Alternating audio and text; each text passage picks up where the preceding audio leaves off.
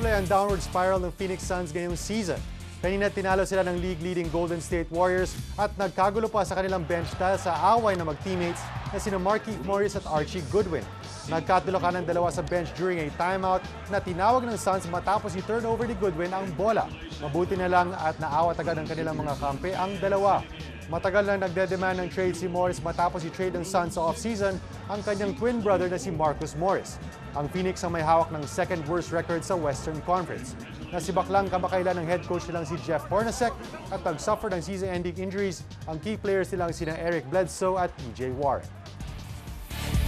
At kasama natin ngayong gabi ang basketball blogger na si Adrian Dy para sagutin ang tanong na paano maayusin ang Phoenix Suns?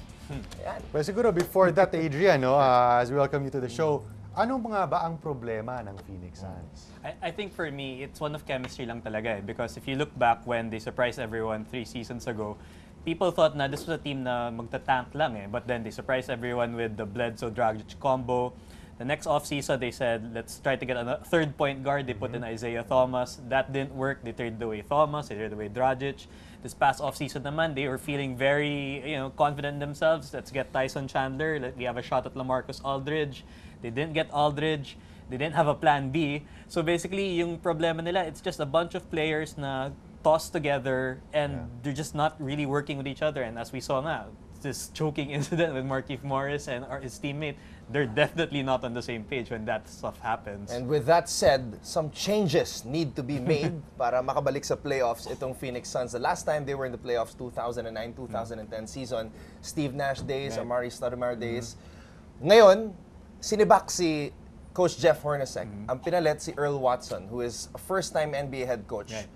Kung ikaw ang GM ng Phoenix Suns, sino ang kukunin mo na head coach? Do you think Earl Watson is going to last dito sa Phoenix? Siguro yung advantage lang ni Earl Watson is that Markieff Morris, that player again who was choking someone, plays hard for him. Before the start of the season, he was upset kasi na-trade nga yung kapatid niya. And they weren't getting along with Jeff Hornacek. He threw a towel, if I'm not mistaken, at the coach and he was suspended 2 games because of that.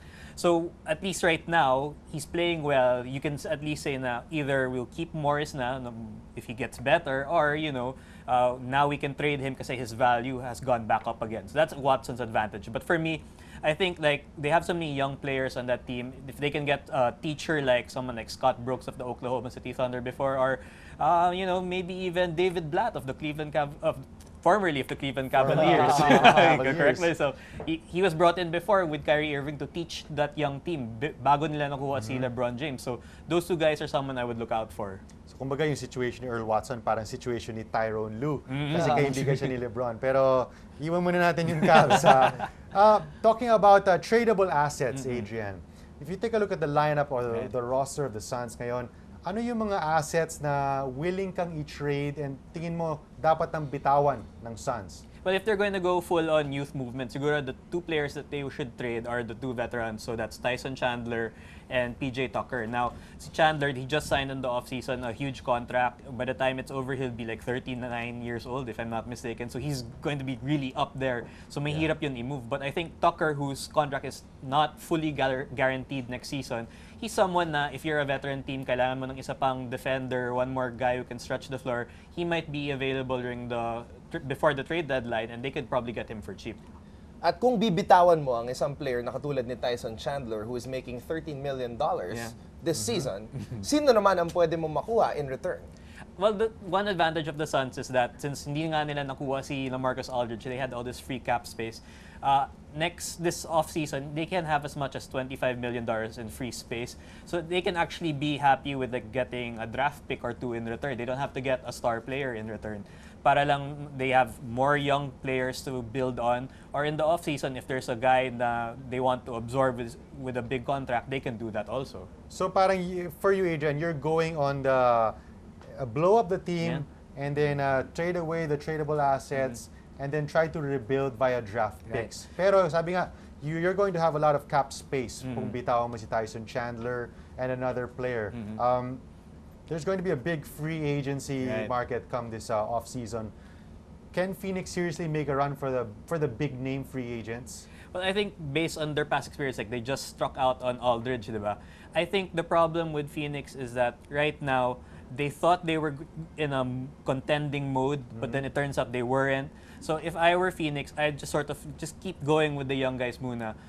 Bledsoe and Brandon Knight are two young talents na who can still improve pa rin. So go along that path, and then if somebody becomes available, sort of like what the Boston Celtics are doing na, they're hoarding assets, that might be the path that's better for them.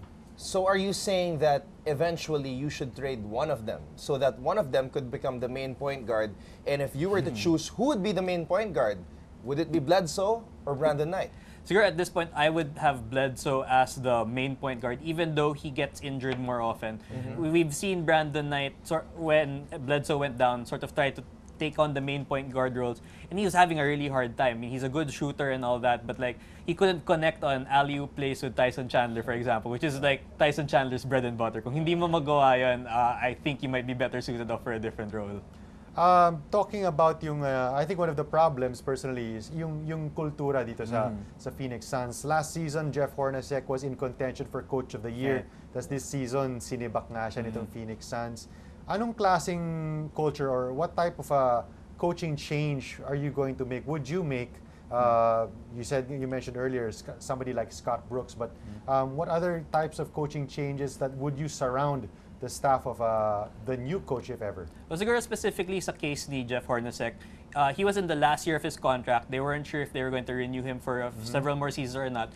And mahirap yun sa NBA na when you're a lame duck head coach, that's the sort of thing that tends to lose you respect from your players.